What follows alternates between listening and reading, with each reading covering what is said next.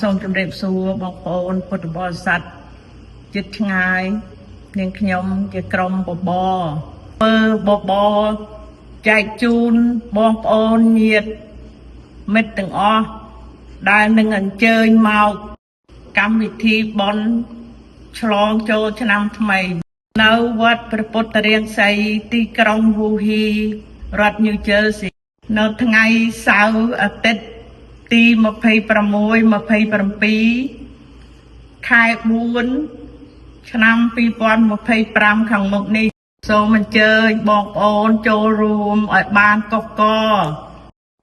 ដើម្បីអញ្ជើញមកពិសាបបរឆ្លងឆ្នាំទាំងអស់គ្នាយើងខ្ញុំក្រុមបបរសូមជូនពរបងប្អូនទាំងអស់គ្នាមានសុខភាពល្អ